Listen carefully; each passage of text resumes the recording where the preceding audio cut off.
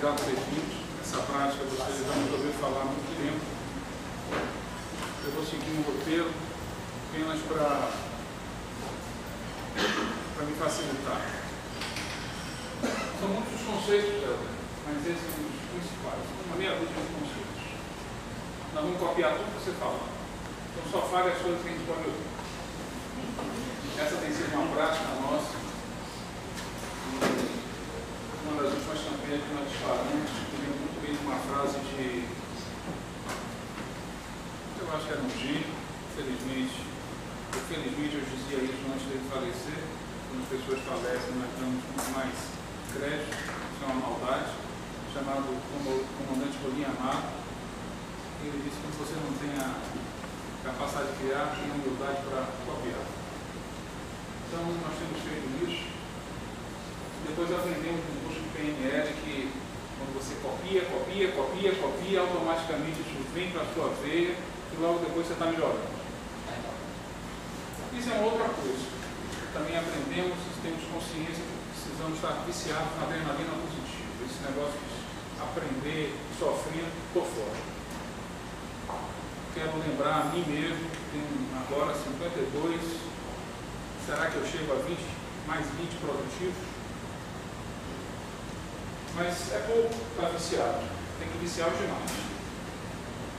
Ou seja, cortar por completo aquele baixo astral, né, de pessoas que estão viciadas no negativo. Esse é outro ponto. Eu já falei, mas focar em resultado.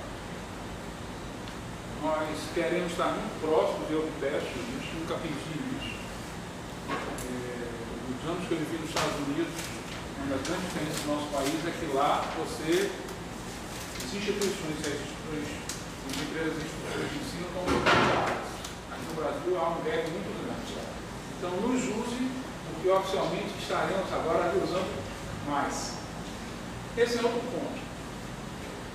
Ter consciência, esse é o tema que me traz aqui, como eu disse no e-mail, eu achei um ótimo tema, um pouco diferente além desses pontos que nós normalmente fazemos real, para que as pessoas estejam alinhadas. Eu vou mostrar 2 ou 3 frases depois, nos dê a pílula da sabedoria, não só do que fazer, mas sobretudo do que não fazer.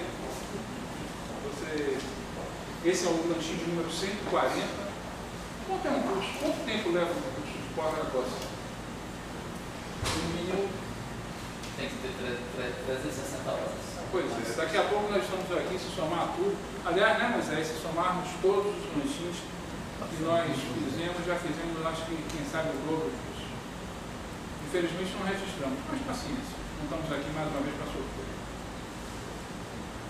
Eu procurei colocar um pouco, é um privilégio ter ela aqui. Nossos pais foram amigos, e vocês viram. Eu registrei porque me marcou muito quando eu conheci no dia 26 de 4 de 2000. Foi na sede da empresa da família, acho que uma das primeiras empresas de publicidade, propaganda aqui na Bahia. Me lembro bem daquele jardim interno, diferente, e como ele me acolheu. O fato é importante registrar isso. Além da rica relação que temos, nunca construímos nada. Na verdade, ainda. Disse, temos muito tempo e temos um tempo curto, né? Preciso lembrar para que isso esteja muito claro. Falar uma coisa escapou. Sim, graças a Deus lembrei. Disse e coloquei isso no e-mail. Nicole é um homem extremamente generoso. Vocês vão ver. É daquelas pessoas que eu quero ter muito próximo, porque ele sempre diz alguma coisa que eu não tinha visto. E não é fácil. E talvez esse engraçado, né? Quando nós convidamos as pessoas aqui para falar, somos todos, já acabamos de falar sobre o quanto somos vaidosos, e aqui é quando a pessoa começa a contar um pouco sobre a sua vida, muitas coisas que ele fala de forma separada, ou coloca juntas, às vezes se emocionando, e me veio agora uma coisa, Moisés, que nunca tinha me visto na cabeça. Para conviver comigo com facilidade, tem que sempre me mostrar algumas coisas que eu não vi. Porque ele exige muito de mim e naturalmente exige muito dos outros. Você já sabe disso também. Fui num passado, nos une no presente, no respeito, na admiração, e temos construído o mundo. Vamos lá? É apenas uma referência, se você quiser usar, contar um pouco do que fez, tá certo? E agora eu quero usar frases que alguns já conhecem, mas que nesse momento se encaixam. Essa é uma frase fantástica, que eu copiei quando visitei um cliente, que é a frase de Maquiavel, sobre o quanto é desafiante mudar e por que as pessoas têm tanto bloqueio. Não sei se você conhece essa frase, tá certo? Entra. Ali está o símbolo, talvez, maior da mudança, que quem sabe seja a própria borboleta, ou muda ou morre.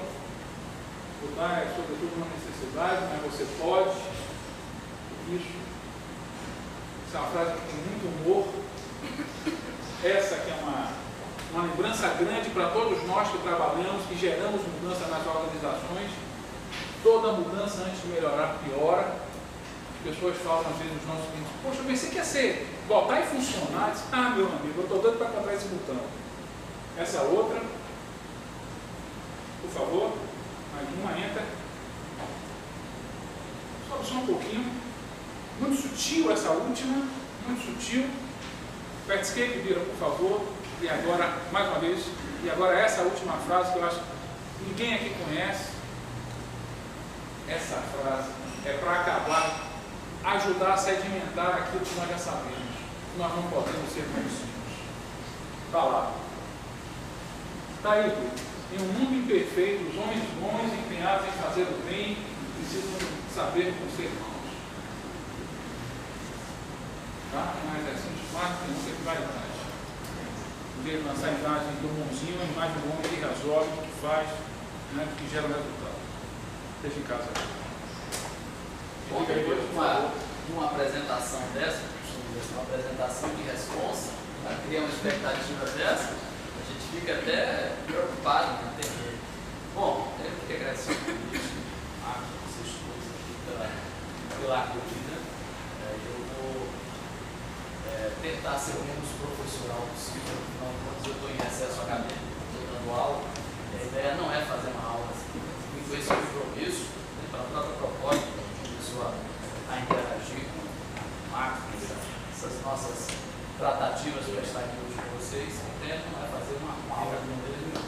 Colocar algumas ideias e, se possível, de preferência que haja também interatividade. Já fiquei sabendo que vocês tiveram tempo para fazer uma boa refeição preliminar para satisfazer as necessidades fisiológicas. O organismo está em relativo equilíbrio e eu fico mais tranquilo ou menos preocupado. De qualquer forma, essa identidade assim, de princípios de valores com Marcos, ela é acompanhada também de uma admiração pela disciplina. Não vou fazer aqui a rasgação de seda ou a troca de não precisa, né? Não precisamos disso, né? Mas essa disciplina, essa vontade, essa paixão que eu tenho pelo negócio dele, a forma como ele conduz as suas relações, as relações de prospecção, as relações comerciais, as relações com a atividade profissional dele, sempre essa postura sempre me impressionou. E eu acho que ele consegue, sem dúvida nenhuma, passar um pouco disso para vocês. Extremamente importante de registrar, e eu procuro sempre aprender um pouco com essa postura. Que sai, eu tivesse essa mesma disciplina e organização, procurando aprender um pouquinho, incorporar a minha prática no meu dia a dia para melhorar. Eu, como pessoa, como indivíduo, anteontem completei 4.4, virando aí mais uma. Parabéns. Parabéns. Obrigado. E vindo de uma família, você estava comentando, foi muito feliz a minha passagem de minha família de origem e minha família de procriação, juntas, né? Lá da mesa, meu pai com os meus irmãos, meu pai e minha mãe com os irmãos, e eu com minha esposa e com meus filhos. Foi um encontro assim, que me marcou muito. As fotos que a gente tirou aquele momento que a gente pensou, me alegrou bastante, me deixou bastante feliz. E eu pude refletir, como eu sempre faço nessa época de aniversário, um balanço da minha vida pessoal, profissional, olhando para os meus filhos, olhando para os meus pais, vendo aí quais são as perspectivas que a gente tem no futuro, fazendo planos, projetos, fazendo uma espécie de balanço. Eu, na minha formação, começar a falar um pouquinho mais sobre essa nossa origem, a minha visão do mundo, aquilo que a gente pode discutir hoje, que é um tema que a gente se propôs a, de certa forma, discutir. Eu comecei com um sonho, na minha formação profissional, de ser um advogado, de lutar pela justiça, de fazer a justiça, né, de ser um homem das leis, do direito. E tive um choque tremendo na academia, quando percebi que aquele ideal de justiça estava muito distante da estrutura, do conceito, da formação e das regras do jogo, que seria o mundo jurídico. Isso me incomodou bastante, isso me causou até um certo choque, de tal tamanha força, que eu acabei até abandonando durante algum tempo o curso de direito. Se quiser amadurecer um pouco mais, vou fazer a apresentação, eu fui me envolver com uma jornada que até me acrescentou muito nesse termo de disciplina, de vigor físico, de fazer o serviço militar obrigatório com o IPOR. Tive uma visão do que era a formação militar, das virtudes e dos defeitos, tive essa experiência e voltei para trabalhar na empresa do meu pai. Só uma vez ninguém que fez a empresa. Pois são 25 anos na turma, completou agora. Deve ser um marco na vida. Sem dúvida nenhuma, uma experiência que acrescenta, que marca sobre tudo, acrescenta coisas, traz referências novas para mim, principalmente você sai daquela coisa do seio familiar, passa a ser um número, passa a ser com aquela visão fria, burocrática do militarismo, você rompe aquele cordão umbilical e também se põe à prova, você tentar sobreviver sozinho. Então foi um corte, foi uma passagem interessante, e eu não sabia que aquele era transitório, eu só fiz beber na frente, uma pasta, um arquivo morto, cuidar da minha vida. Voltei para a empresa do meu pai para trabalhar, andando na comunicação. Nós estávamos numa fase assim, de muita expansão, de muita oportunidade. Eu tinha me frustrado com a ideia da advocacia do direito e tinha me encantado, fui inoculado com o vírus da propaganda e do marketing.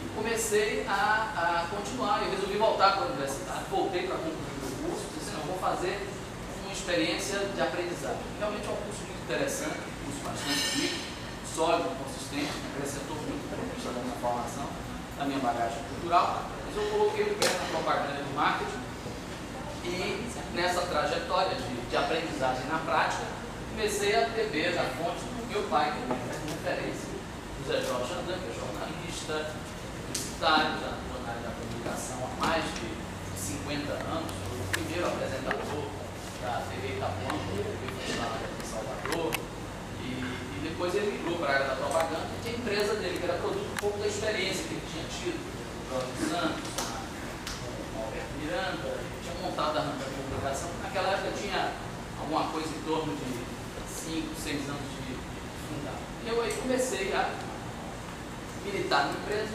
comecei como auxiliar de escritório, depois de fazer assistente de atendimento, depois passei a ser executivo de atendimento, passei a ser diretor de atendimento da empresa, para encurtar um pouco esse percurso, mas sobretudo aprendendo na prática.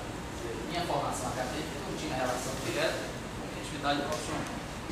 E eu fui tendo sempre uma sensação de carência, de que eu precisava me preparar melhor e, de certa forma, me incomodava uma espécie assim, de preconceito que eu sentia no mercado publicitário com relação à formação acadêmica. Sem dúvida nenhuma. Eu não sei, agora com a geração nova, que já recebeu a formação de bacharel em comunicação social, isso cai um pouquinho. Mas o pessoal que era do mercado, que aprendeu na prática, achava que era muito da academia e muito da teoria. Nós somos do mundo da prática. Um corte entre a pragmática e a formação teórica, a formação acadêmica. E eu sempre tinha esse incômodo por essa cultura, né, de tentar colocar de um lado teoria e do outro na prática, como se fossem duas coisas distantes, isoladas. E ainda tinha aquelas frasezinhas maldosas, na prática a teoria é outra, uma visão assim bem preconceituosa. E curiosamente, num desses encontros da vida, esses assim episódios que eu sempre estou aberto para vivenciar, um colega que ficou durante muito pouco tempo conosco, e eu já estava aí com quase 10 anos já de atuação na empresa, já era diretor de atendimento da ANTAN, já tinha vivenciado a experiência, sempre procurei nos livros, assim, com muita marketing, de propaganda, as habilitações na administração, fazer cursos. Eu ia para São Paulo fazer os cursos na SPM, porque um profissional de fora veio beber daquela fonte. E com essa bagagem já de 10 anos, de repente surge a oportunidade de ensinar, um convite para ensinar. Ensinar na escola de administração de empresas, o Angelo Oliva me convida, diz, olha, um profissional que está indo para São Paulo, lá organizando, estava no ginásio, deixou uma cadeira lá que é propaganda, promoção de vendas e merchandising. Puxa, você tem um perfil para assumir essa disciplina. Mas eu parei de estudar, estou querendo voltar para fazer uma graduação em administração para poder me aproximar mais do marketing e negócio. Mas não pode para a graduação, não, vai fazer uma pós-graduação, mas não deixa de aproveitar essa oportunidade. Aí eu fui conversar com o Emílio de Pé, que é o diretor da época, e ele disse, olha, você assume a cadeira amanhã. Eu quase que cai para trás. Quase que cai para trás, eu disse, bom, agora não tem jeito. Eu tenho a coragem de arriscar. E mal sabia eu que eu estava iniciando a instituição, iniciando o meu envolvimento com a área acadêmica, que eu tinha uma simpatia, que eu tinha uma abertura, e me levar anos depois a assumir a superintendência de graduação dessa instituição. Então foi desse jeito assim, de supetão, sem planejamento, mas eu dizia a mim mesmo, devido que eu sou filho de pai jornalista publicitário, profissional da área de comunicação, e mãe pedagoga. Uma mãe pedagoga, também da área de pedagogia, ela é dessa área de ensino, então de repente, publicitário professor caía muito bem. E então eu comecei a ensinar essa disciplina de propaganda, promoção de vendas e merchandising. Quando eu cheguei para dar minha primeira aula, eu preparei lá minha ficha, naquela época não tinha um computador, não tinha nada. Eu vejo na primeira fila um ex-colega de Antônio Vieira, que a gente brincava, fazia aquelas brincadeiras bem brutas, garrafão, lembra do garrafão? Aquelas brincadeiras bem estúpidas, e eu lá como professor, e ele como meu aluno. Imagine que situação, sem nenhum preparo, assim, a não ser a formação como instrutor soldado no exército, para dar instrução, como militar, e um pouco do burilamento, por conta das palestras, dos eventos, que eu sempre me abri para fornecer tudo bem. Eu comecei a lecionar na Universidade Católica de Salvador, há praticamente 18 anos, e nessa trajetória eu fui paulatinamente me reaproximando da academia. Fui fazer curso de pós-graduação, fui fazer mestrado em gestão, fui me envolvendo cada vez mais com a atividade acadêmica. E eu percebia que profissionalmente eu crescia muito, porque é aquela história, assim, quem ensina aprende duas vezes. Mas toda verdade. Toda vez que eu tinha que preparar para uma aula, preparar um novo conteúdo, uma nova disciplina, eu comecei a assumir outras disciplinas, fiz um concurso para uma outra disciplina na escola, do Instituto de Letras, que surgiu o curso de comunicação social, começaram a surgir as faculdades, os cursos de comunicação, faculdades, universidades voltadas para isso. Eu aí então fiz o concurso, fui aprovado, comecei a ser professor já da carreira da minha instituição, comecei a lecionar outras disciplinas e eu percebia que isso era extremamente importante. Quando eu dava uma aula, quando eu refletia sobre um assunto, quando eu tirava da prática para teorizar, para refletir com os alunos, eu conseguia enxergar coisas que antes eu não tinha visto. Fazer o caminho de volta, né? Da teoria para a prática.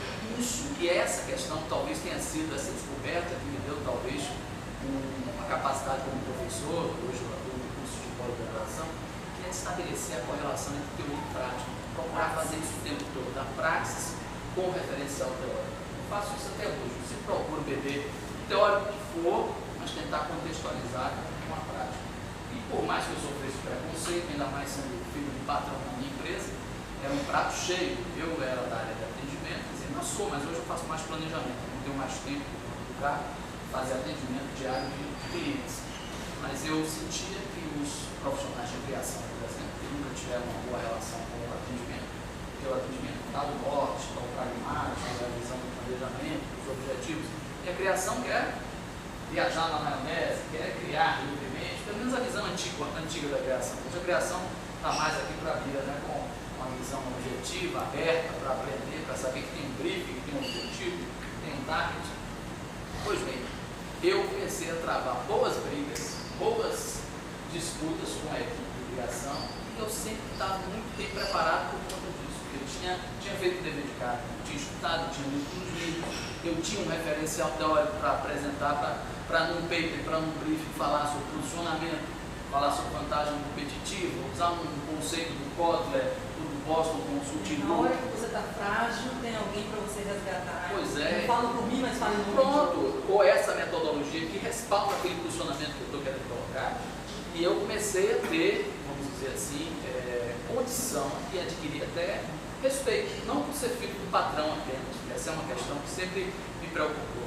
Eu não estaria apenas por ser filho do patrão, mas por ser um profissional capacitado, qualificado, capaz de assumir responsabilidades e fazer desempenhar o meu trabalho. Livro próprio.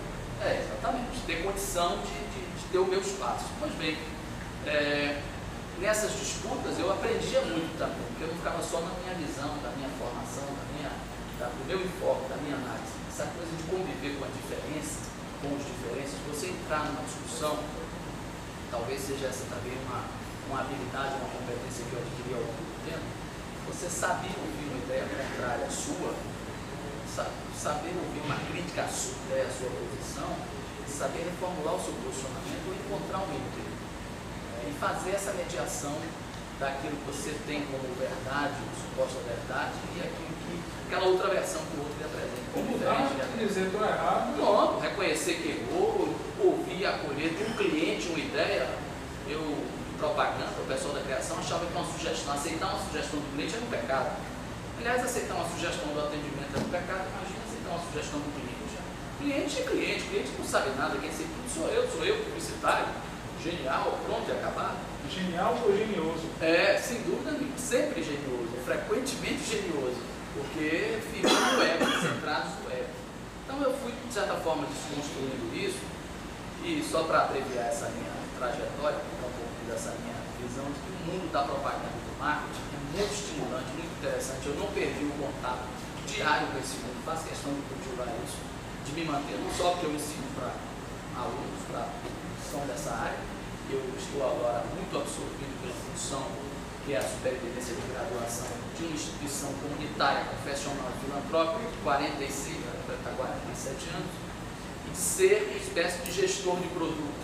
Eu sou, na verdade, superintendente de graduação, que na minha cabeça, tirando toda a pompa e a circunstância do cargo, eu sou o gestor dos produtos de graduação, que são a principal fonte de recursos da universidade. Só que eu não tenho, como eu estava dizendo a Marcos, a autonomia para simplesmente sair de cima para baixo fazendo mudanças. Eu tenho que lidar com toda uma estrutura, toda uma rede de poder, toda uma cultura organizacional instalada, que eu tenho que me adaptar, me ajustar e ao mesmo tempo interagir, contribuir proativamente para que isso, de certa forma, para que haja um movimento de mudança. Isso? Então, é muito complicado.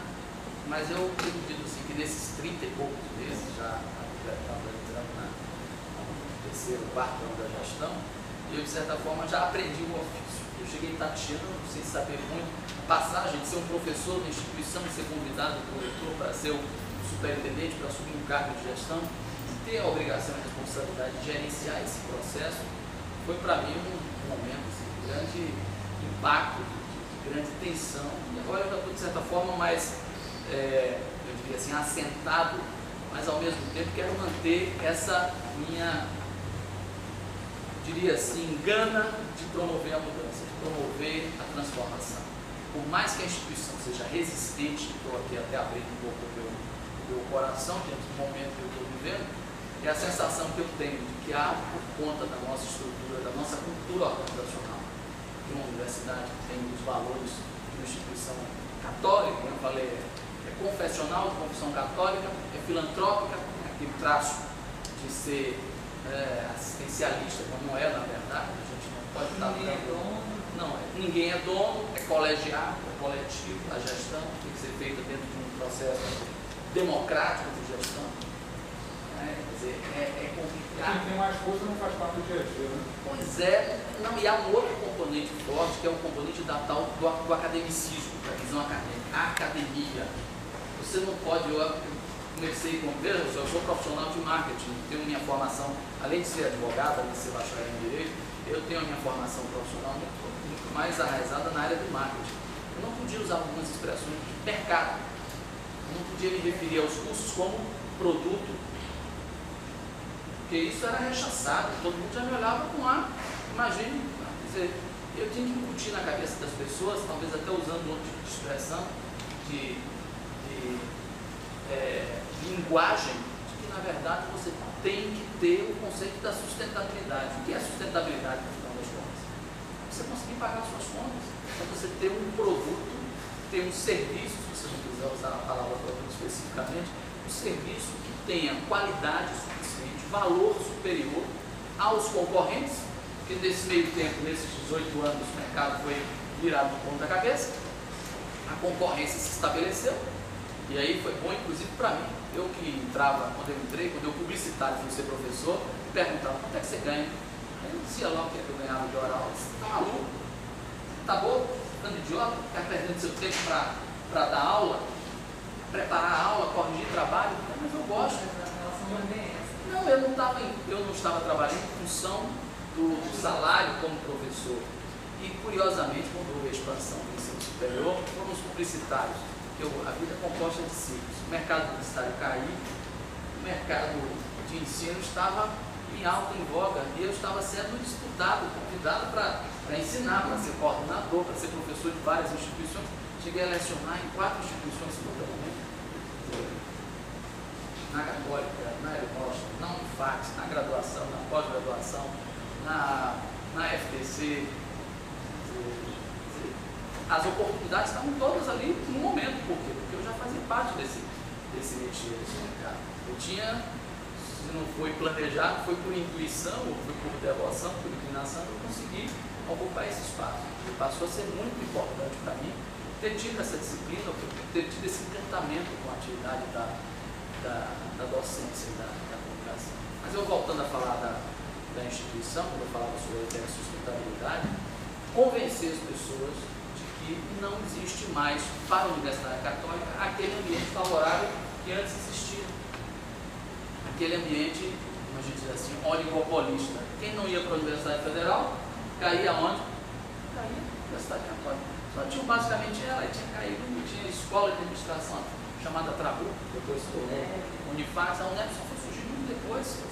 No início a Católica liberava tranquilamente, você fazia, na minha geração, fazia o Federal para a Católica. Fez o que? Federal ou Católica? Era sempre a segunda opção. Sempre a segunda opção, público gratuito. Então, era isso que acontecia. Pois bem, esse mundo acabou. A mudança, principalmente de 98 para cá, com a IDDB, e com essa expansão desenfreada nos últimos 5 anos, foi bom exatamente para 2003. Começando a expandir assim, em 2002, já começaram a surgir várias instituições, e agora esse quadro de absoluta de concorrência pura, concorrência perfeita. Hoje você faz seu vestibular, quer dizer, vestibular é uma formalidade, né? Faz o seu rito de entrada e vai para onde você quer ir. A exceção das públicas, que são gratuitas, você tem que disputar a sua vaga gratuita, que é paga por todos na iniciativa privada. Praticamente não há vestibular, não sei, em outro curso onde há uma concorrência estabelecida. O resto é simplesmente tentar cumprir a formalidade do rito de entrada.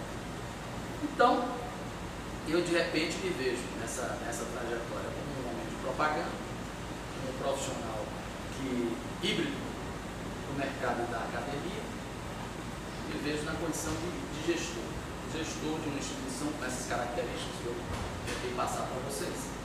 De ser comunitária, de ser confessional, de confissão católica, de ser filantrópico, tendo que acelerar um processo de mudança. Eu achei uma coisa, o que você chama de confessional?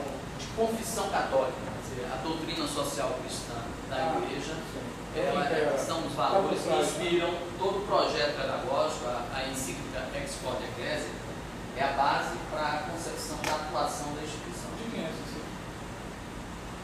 De João Paulo II.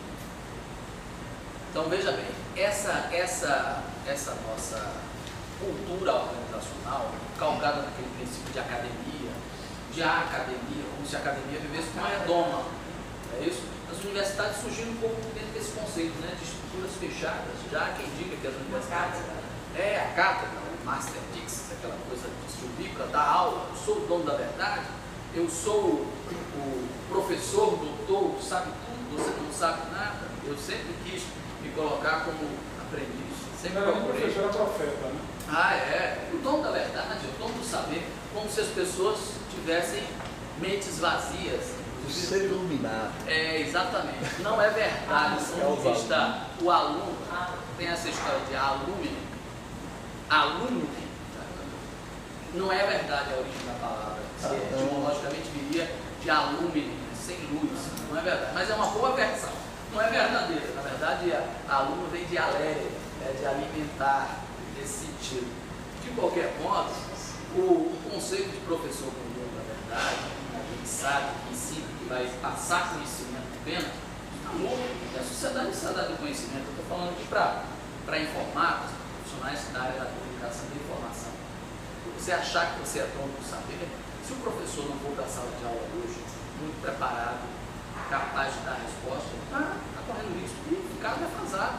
Porque a informação está democrática, está acessível para todo mundo. De passar vergonha. De passar vergonha, de passar vexame. O aluno saber mais do que você sobre determinado assunto. Já está acontecendo isso com os dinossauros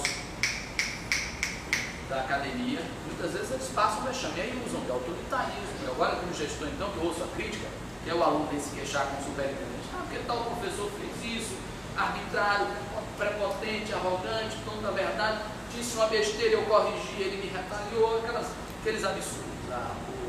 O absurdo, né, do autoritarismo, de exercitar o autoritarismo, e não a autoridade de quem tem mais experiência, de quem tem mais quilometragem. O desempenho. Pois é, o desempenho, da capacidade de você entender e refletir sobre uma realidade. Eu acho que talvez seja o grande papel hoje, a história do professor, né? O professor que é o orientador, aquele que ajuda a pensar, refletir, e que está em processo constante de aprendizagem. Não é complicado. Essa mudança de paradigmas, eu estou demorando para soltar essa expressão, essa mudança de conceito na área da educação, na área empresarial, na vida, quer dizer, aquela frasezinha da mudança da fraude, você vê como homem é disciplinado. Fui eu que passei para ele os nossos encontros e ele já aproveitou e já jogou aqui para vocês. Ele absorve uma esponja, vai integrando tudo e vai armazenando no banco de dados, que quando ele precisa ele vai e recorre. Isso é uma maravilha. Não sei porque ele não quis ser professor, ele é. Não merecia. Não quis. Direcionou o talento para outra área, mas seria um excelente professor, até pela organização, pela capacidade. E aí, minha gente, essa coisa da mudança, mais uma frasezinha, as verdades, as certezas que se a gente não tem mais certeza de nada, nós temos as 3 certezas, não é isso? Sabem quais são? A morte. A morte. Os impostos. Os impostos, vamos pagá-los, e a mudança.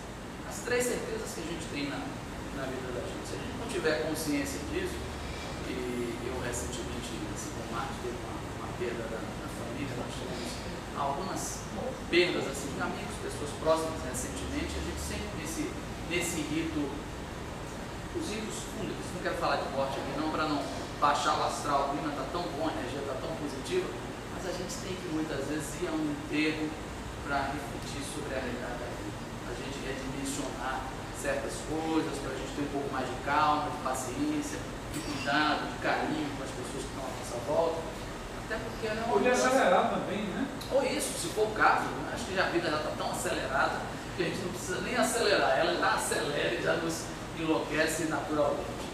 O fato, gente, é que eu estou agora nessa condição, estou superintendente, como eu digo, eu sou professor, sou publicitário, a advocacia, o projeto que eu tinha para retornar à advocacia, eu tive que abortar por conta desse convite, dessa oportunidade que surgiu para mim, mas tem sido muito interessante, muito estimulante, extremamente desafiador, que é motivar as pessoas para a mudança.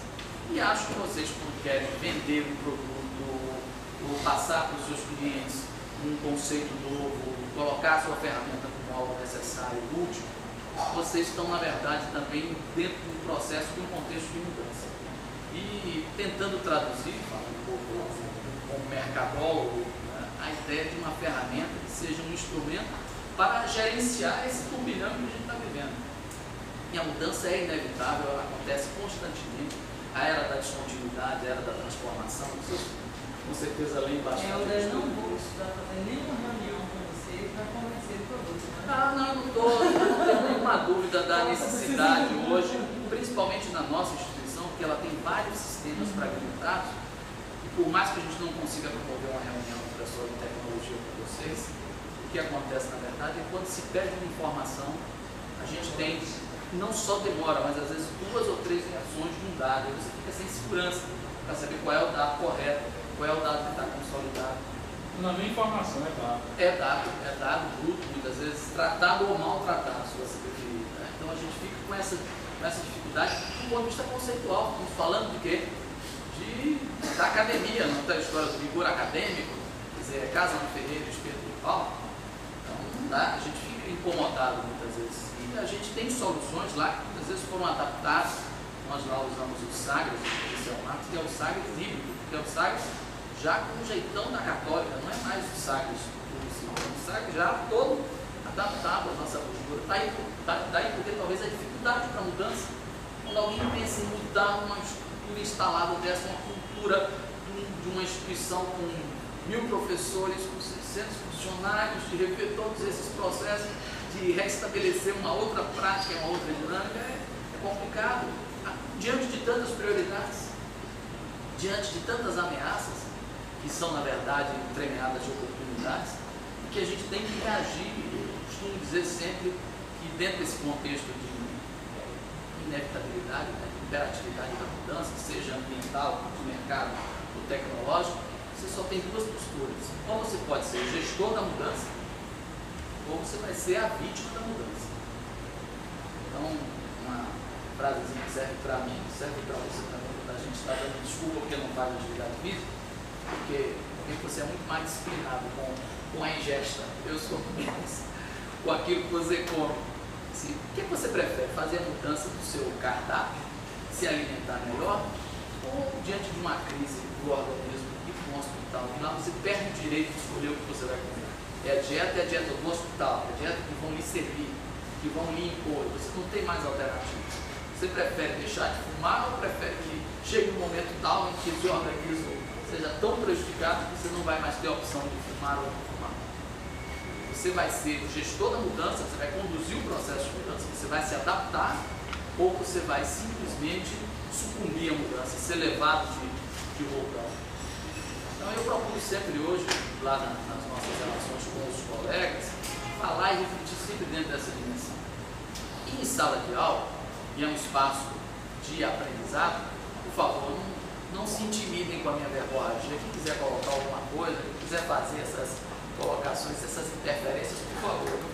Nossa colega já está ali disciplinando o tempo, eu já estou tranquilo para saber qual é o limite.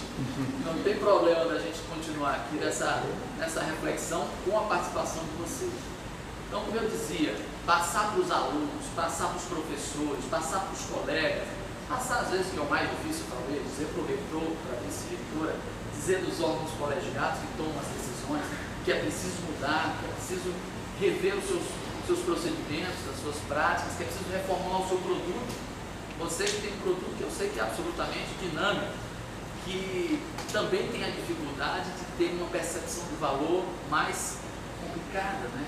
Como é que você tangibiliza a utilidade daquele produto que você está oferecendo? Como é que alguém vai perceber realmente que vale a pena, que ali tem um valor agregado superior a outras tantas soluções similares? Como tangibilizar isso? Fazer com que esse benefício núcleo, para falar a linguagem do mercadólogo, do marketeiro, seja realmente percebido. Que essa superioridade que vocês têm, que vocês acreditam que tem, senão a gente não vende o produto, se a gente não acreditar nele, na superioridade que ele tem, você com certeza não consegue vender essa vantagem competitiva, tornar essa vantagem competitiva sustentável e perceptível para os seus clientes. E é o que a gente está tentando fazer hoje, mesmo sabendo que alguns produtos nossos estão defasados, mesmo querendo mudar e sentindo que alguns ainda preferem se instalar na chamada zona de conforto. Resistem, não, por que mudar? Por que você está me incomodando? Por que rever o meu plano de aula? Por que rever a minha forma, a minha prática pedagógica?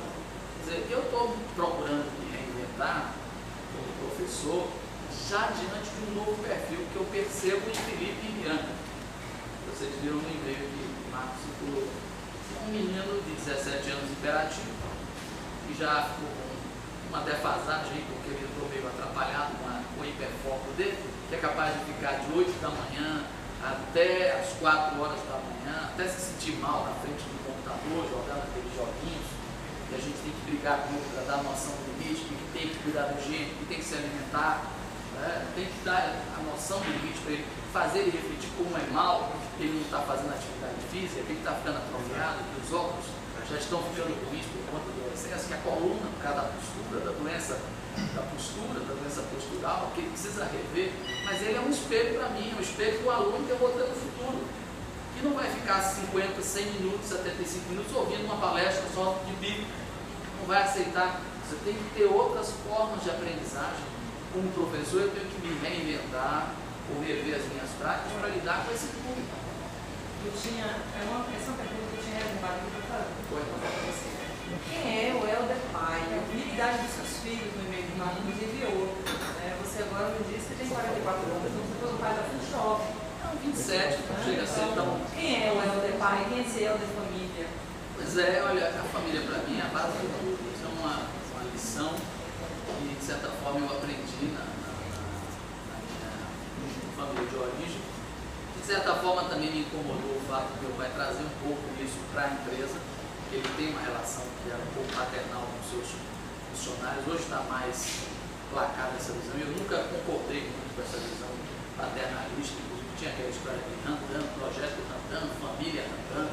Se a família Randan somos nós, nossos funcionários, nossos colaboradores, são profissionais, eles estão aqui conosco durante algum tempo, durante o processo da sua formação. Enquanto estiverem transitando conosco, achando que a empresa está compatível com seus objetivos, vão continuar conosco. Depois, quando se separam, quando vão para uma coisa melhor, a gente tem que comemorar. Às vezes ele ficava chateado quando o colaborador ia embora. Não tem que ficar chateado, somente se ele estiver indo para um lugar melhor, se ele estiver indo para uma referência. E aí, voltando para a sua pergunta, para não deixar de atacar essa visão de um pai que sabe que não está criando os seus filhos para ele mesmo.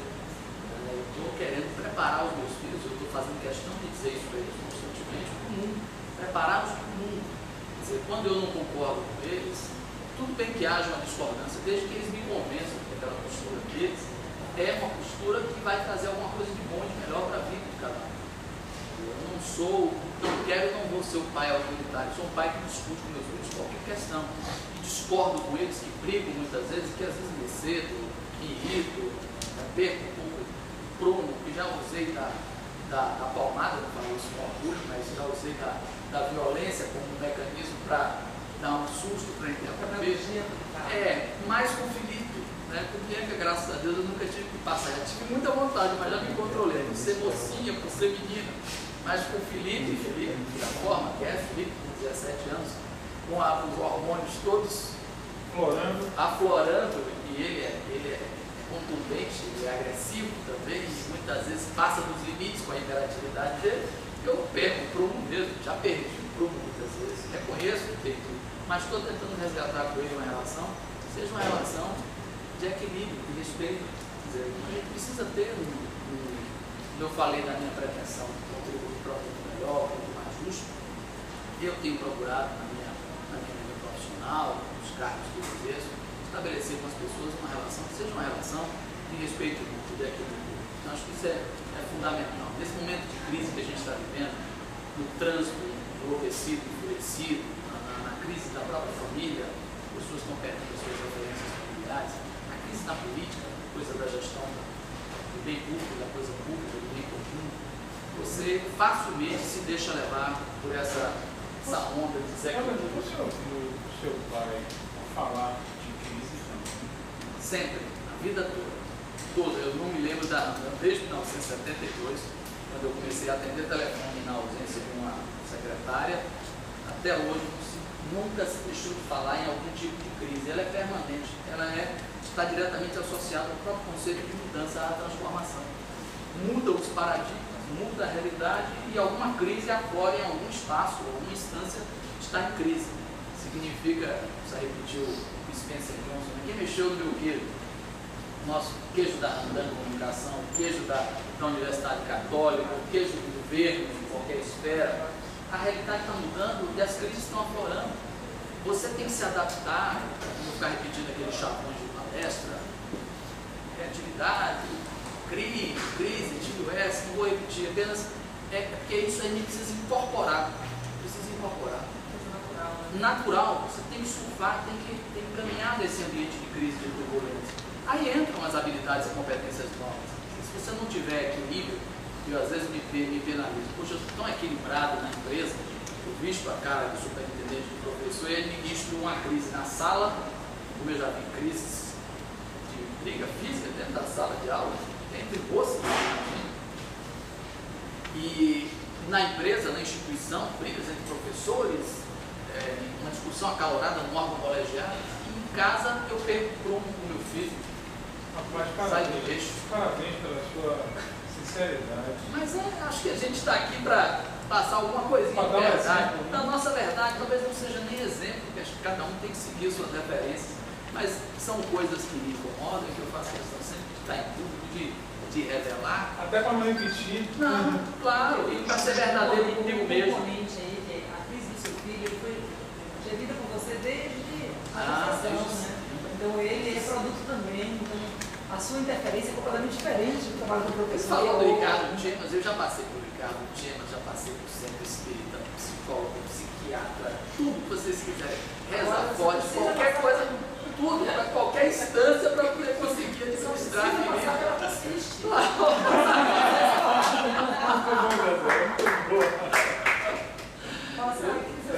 Então, pronto, é mais uma escola que é casa de resolver, né? De resolver doido, né? Não, porque só serve assim. Porque sair daqui normal, ninguém sabe. Meu amigo, olha, cada um acha que tem essa referência da instituição e participa. Nós temos lá na Randan, temos lá na Católica, são coisas muito curiosas e a gente sempre precisa ter essa noção que o momento é esse. Se a gente não tiver equilíbrio para andar nesse trânsito, se a gente não souber nas relações interpessoais, se equilibrar, eu que atendo público, que atendo pessoas que acham que eu tenho poder para fazer e acontecer, ontem mesmo eu atendi uma senhora, ela estava absolutamente desequilibrada.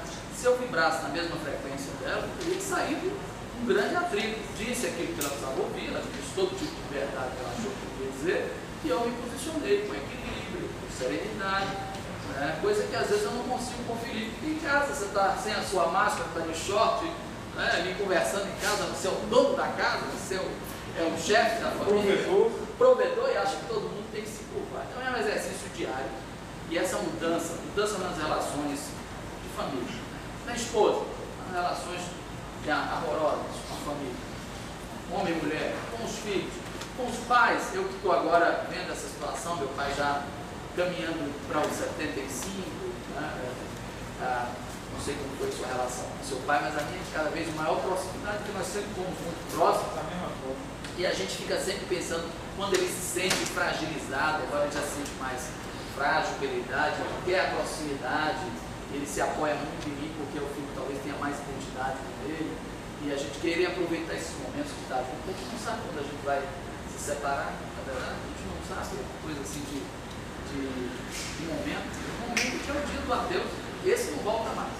Então, acompanhar essas mudanças, essas transformações, saber lidar com essa carga de emoção e de razão, equilibrar um pouco as mudanças que vão do humor à realidade do mercado, também acho que é um aprendizado constante. Eu já, sabendo que eu tenho já de doutor, faria assim, só uma breve síntese desse conceito de mudança que é inevitável, que é a mudança do ambiente e a mudança da tecnologia. Vocês são, não vou ficar falando aqui, não vou teorizar a respeito, mas a presença dessas máquinas, desses equipamentos, desses instrumentos, estão mudando o mundo, a realidade e a cabeça das pessoas. Eu falei com o Felipe, com vários estímulos, televisor ligado, o som, o MP3, o MSN, os joguinhos e sei lá mais o que ele está fazendo ao mesmo tempo. E o celular e a cabeça divagando, e eu chego lá e desligo o televisor e ele liga para mim, pai, eu estou assistindo. Como você está assistindo? Eu estou assistindo, está à frente da tela do computador e o televisor está aqui do lado. E minha filha também, repetindo a mesma coisa. Eu sei que eu, como professor, como gestor, vou estar lidando com esse tipo de perfil. Por mais que isso para mim pareça absurdo. Mas aí a gente tem que mudar, tem que ser capaz de se reinventar, de se reanalisar, de se adaptar. para conseguir entrar no mesmo sintonia com esse novo momento, com esse novo tempo. Como é que você faz? Eu aprendo, eu tento todos os tipos. Não tem fórmula pronta, não tem receita de bolo. Eu tenho uma postura que é de humildade, no sentido de achar que eu não sou toda a verdade, que eu não sei tudo, que eu estou aprendendo, e que a realidade é muito maior do que a minha vontade de fazer as coisas, de controlar tudo. Eu também tenho um pouquinho dessa postura diretiva, vamos dizer assim, que é própria de quem teve a formação que eu tive na área do direito, na área militar, formação militar. Então, esse reaprendizado, essa adaptação, esse ajuste é um exercício que eu convido todos vocês a realizarem permanentemente, para que a mudança seja feita com a nossa participação e com a nossa condução. Ok? Obrigado pela atenção.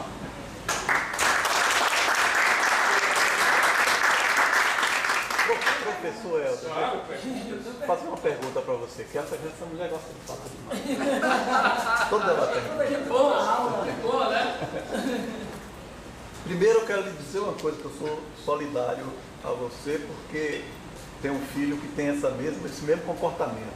E se você observar a televisão, você vai observar uma coisa, ele não está assistindo um canal só, está assistindo 3 ou 4. Né? Isso que eu não vou botar televisão com picture in picture, eu tenho vários. Ele muda de canal o tempo todo, está assistindo os 3 ou 4. Agora, falando de mudança, falou muito de mudança, nós tivemos a oportunidade de ver aquela palestra daquela pessoa do MEC. Paulo Bólico. Isso, que nos falou de ensino à distância e de nível tecnológico. Graduação tecnológica. Graduação tecnológica. Como é que você vê essas duas coisas? Veja bem, correndo risco de ser repetitivo, eu digo mais ou menos assim, é inevitável. Quer dizer, eu acredito que são verdadeiras tendências. Do ponto de vista da educação à distância, se não for pensado apenas como uma modalidade distante à parte, somente a educação à distância, sem contato presencial, só para as avaliações, exclusivamente à distância, mas pelo menos o semipresencial, isso é inevitável. Não tem como você prescindir dessa ferramenta até como um instrumento de agregar o valor que o ensino presencial não tem. Quando o aluno falta a aula, aquele discurso, aquele conteúdo, ele perde. Enquanto que com o semipresencial ou com uma plataforma de EAD por trás apoiando, aquele conteúdo está livre dos limites de tempo e espaço. Ele vai repetir, ele vai ter acesso a todo esse referencial quantas vezes quiser. Aquilo que você capturou ali, se quiser deixar disponível para quem não assistiu, para quem teve que sair, para quem teve que atender um cliente, isso pode ser reproduzido em qualquer momento. Ainda mais se for tratado, sistematizado, editado, organizado, não é verdade? E a questão da graduação tecnológica, que eu acredito que por mais que haja o preconceito, que se fala da licenciatura plena, dos bacharelados, dessa formação profissional, eu acredito que é um produto que tem muito a ver com a necessidade do país hoje e de um curso de formação que é focado na questão das competências, como vocês viram lá na palestra. Estamos com uma outra universidade incubada, que é o Centro de Educação Tecnológica da Universidade, com 20 cursos de educação tecnológica para ser lançados agora, e que, sem dúvida nenhuma, de certa maneira, a gente vai tentar purgar um pouco, eliminar um pouco aquele ranço na academia. Se a gente não tomar cuidado, os tecnólogos formados em 2 anos e meio, 3 anos, vão sair com uma formação muito mais efetiva do ponto de vista de solução de problemas, de competências e habilidades, do que um bacharel com aquela formação clássica, tradicional, em que o professor, essa semana agora, me disse: olha, nós não formamos o generalista, nós formamos o superficialista. Então, essa é uma preocupação muito grande, que essa formação acadêmica tradicional acaba sendo absolutamente superficial. No caso, eu estava falando sobre administração, não dava a capacidade de resolver problemas de forma muito objetiva, de gerenciar. Se qualquer bacharel hoje sai da universidade e é posto a gerenciar uma empresa, vai quebrar a empresa, porque viu tudo, mas não viu tudo com uma profundidade suficiente para enfrentar as questões da pragmática, da praxis. Isso? Então, a graduação tecnológica vai ser uma referência que eu espero que seja um oxigênio para a graduação tradicional.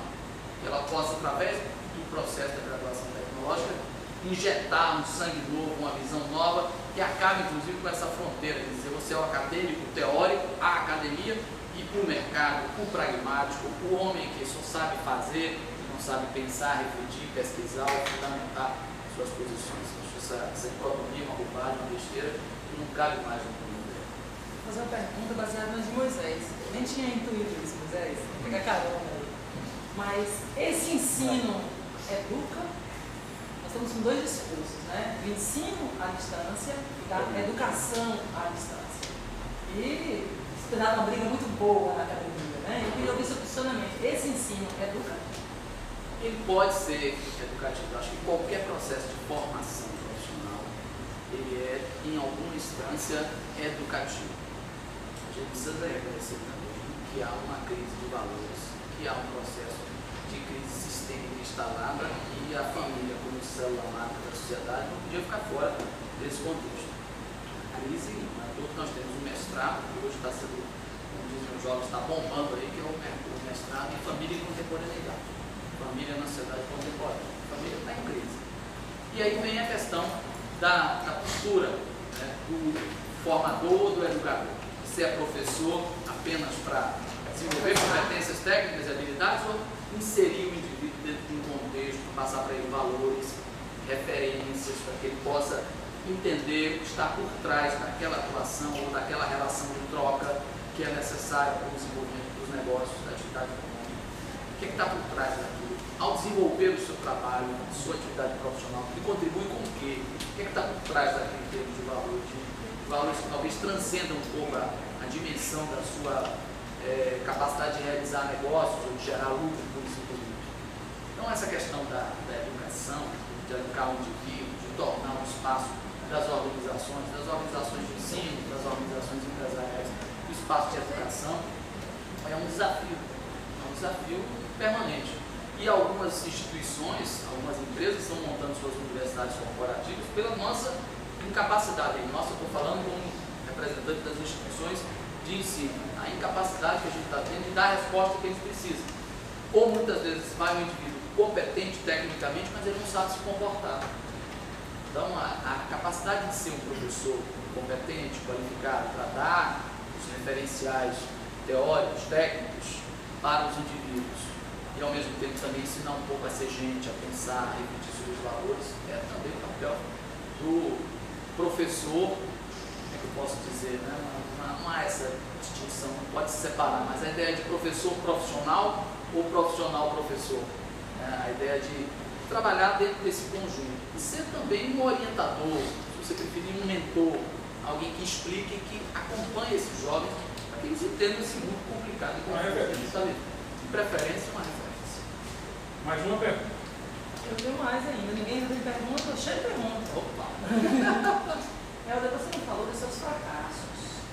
E no magistério eu sei muito bem como é que essas questões são dadas, mas eu queria que você falasse um pouco da publicidade, como é que é desenvolver um projeto que não gerou um resultado. Olha, mas são vários. A gente não costuma, eu não esqueço dos meus insucessos, mas a gente não costuma contar os cases ou escrever os cases. Insucesso. Pode ser até o problema, solução e resultado. Então, problema, incompetência e causa, consequência. Processo. Olha, Processo da justiça, né? sem dúvida, mas olha, várias situações em que hoje eu faria de forma diferente.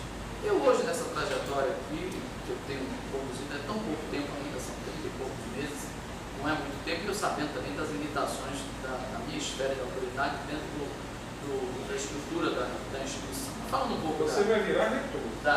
Hoje eu estou lhe dizendo. Me queira bem. Você vai ver. Não me estabeleça essa maldição, essa anátema, não estabeleça essa maldição. Você vai ver. Olha, eu não sei, eu vejo o reitor, coitado, que é um homem, de certa forma, é também prisioneiro dessa estrutura que ele se referia, né, do peso que ela tem, só se for uma outra realidade que venha se constituir.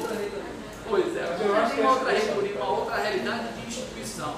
Eu vou me sentir muito em falta comigo mesmo, com a instituição, se eu não conseguir contribuir da forma que eu posso contribuir para esse processo de mudança. E também é muito simples, ou muda ou morre, sendo bem pragmático. Como você falou, na minha empresa, na minha agência, eu não consegui ajudar meu pai e o antigo sócio que nós tínhamos a fazer as mudanças que eu desejaria ter feito. Eu não consegui, porque era uma outra geração, era uma outra mentalidade. Por mais que eu já tinha agora o preconceito das avessas, aí eu já era o acadêmico, o teórico na empresa familiar, tentando trazer um sopro de inovação, dizendo que eu estava, né, você está aí com essa conversa de academia, vai lá, vai dar aula para os seus alunos, vai contar isso lá na universidade. Eu não consegui fazer as mudanças que eu desejaria ter feito, a ponto, inclusive, da última opção diante da mudança do mercado, foi o desinvestimento, foi colher emprego. Que, aliás, foi até melhor do que algumas terminam fracassando e decidindo falência.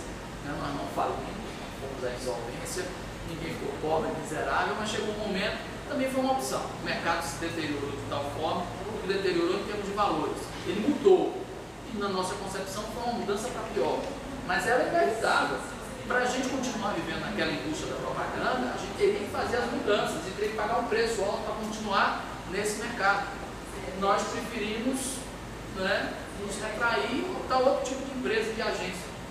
Então, houve uma mudança que foi feita, foi conduzida, mas talvez não tenha sido a melhor. Agora, eu também, sentindo que lá na empresa eu não tinha talvez condição de implementar aqueles processos da forma que eu imaginei, eu fui sendo cada vez mais absorvido pela academia e fui deixando que a empresa ficasse numa outra dimensão, numa outra perspectiva. Eu talvez dissesse, esse foi um insucesso, né, da minha atuação. E a preocupação que você tem de dizer assim, olha, aquela história, né, da academia, quem sabe faz, quem não sabe ensina. Isso é uma coisa terrível, uma coisa dramática. Conhecem essa vida? É uma coisa terrível. E eu, que sou profissional, professor, quer dizer, eu vim do mercado onde eu passei a ensinar uma área da minha área de atuação acadêmica, fui pesquisar, estudar, discutir, e saber que eu talvez não tenha conseguido, não tive a força suficiente, ou a capacidade, eu não quis também sair brigando, não podia brigar, porque essa coisa de relações familiares são muito complicadas. Eu ia brigar pela mudança, porque brigando com meu pai, jamais. Só se lutar mais conosco. Quando a empresa encolheu, que a gente tinha que se dedicar mais e ganhar menos, ele não quis mais, foi embora. Então, não foi possível. Quer dizer, e ao mesmo tempo, hoje ele não quer mais, hoje meu pai não quer mais, e eu também não posso, nem talvez deseje mais estar tão à frente desse mercado, da forma como ele se comporta hoje. Também são escolhas na vida da gente. Acho que a gente tem que saber fazer as escolhas, e preferencialmente as escolhas fruto de uma mudança planejada, uma mudança que você faz porque quis fazer, e não uma mudança que você faz no terreno do seu jeito. Vamos despejar, eu tenho que me mudar. Aí é a mudança do despejo. Mas a mudança que você faz, olha, isso aqui não me gratifica mais, isso não me realiza mais, ou eu me realizo mais aqui ou acolá, eu vou por esse caminho. E nisso você, quando opta por uma coisa, você tem que renunciar a outra. Hoje eu sou mais professor, menos publicitário, mas não estou infeliz com isso, muito pelo contrário. E até hoje, graças a Deus, hoje, do ponto de vista até financeiro, tenho uma condição melhor do que tinha. Por conta de ser sócio, imposto, todo mundo acha que ser empresário no Brasil, né? É uma maravilha. Beleza. É uma coisa maravilhosa. O chefe, o patrão, está ganhando dinheiro, está explorando aí a nossa mais-valia, está enchendo as burras de dinheiro. Não tem horário para chegar. Tudo na vida, né? Os vários lados da vida. Viagem no meio da semana, diretor. Viagem no meio da semana. Muito obrigado, mais uma. Obrigado a vocês pela atenção, pela pergunta.